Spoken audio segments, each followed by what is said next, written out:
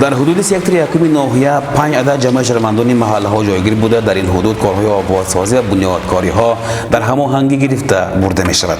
در دایره تجاوزی پرزیدنت مملکت آیدی تشکیل مکانهای سبز و هم از بین برداشتن معما مشکلات مردم این حدود عملهای با اجرا رسیده استاده خیلی نظر رسند. جمع شهروندان محله طول امروز به مکان بزرگ تعمیر و بنیادکاری ها تبدیل یافته است گویم خطا نمی بود.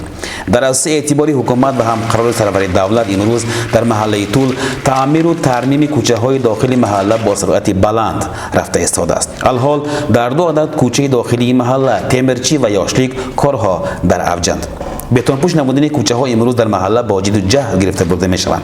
قابل قید است که در کار آبادسازی کوچه ها مردم دهه به واسطه اشتراک می کنند، یعنی کارمندان تعمیر کوچه ها را خود ساکنان محله تشکیل می کنند. بنا به معلومات متصدیان امروز کوچه های داخلی محله از جانب فیرمه خوشبخت سهرابزاد بتونپوش کرده می شود و قریب 20 نفر جوانان محله محفظ می باشد هم با کار تامینند و معاششان را در وقتش می گیرند.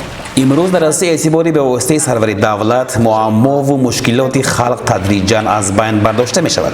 باید گفت که در قبول‌های سیاری حاکم ناحیه اهل کوچه هایی که نامشان را ذکر کردیم آید همین معما مراجعت نموده بودند و امروز مراجعت اهل محل به طور مثبت حل می گردد. همه کوچه های ما هم قطور نامنونده من پرزیدنت ما رحمت اینوبت بگرفته قطور من و کوچه ها آباد کنه و احساسون خوش کردن رحمت ما.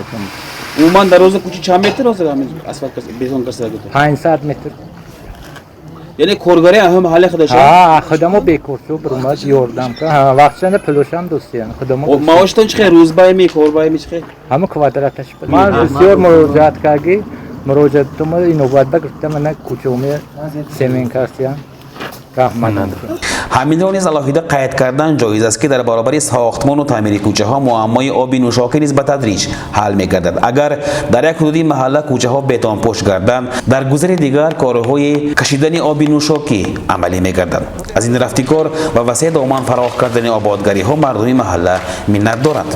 در این لایقه هنده این محله بخشراونه بود. بچه ها یکم خشوله کده برداشته 15 روز 16 روز نه پیاسول می‌خریدم. من این وی دودگاشون و منت دارم. رام خورا منت دارم شما؟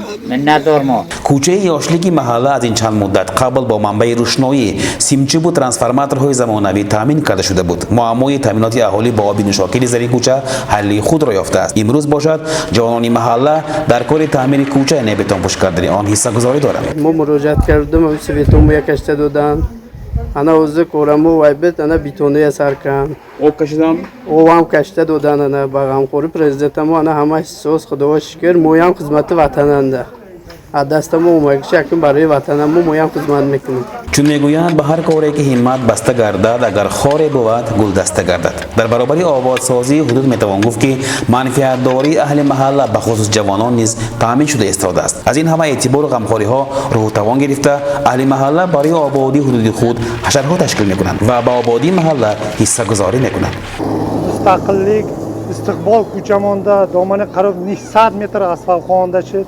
من 2021 با آمدگنده من حاضر 4 تا کوچه مایا بیتون قاپلما بیتون کرده ایستاده ایم و با این قریب دامن 20 نفر فقراها ما یاشا برآمده من همکار که تامین که شده من بیتون ریزی کاروش شد.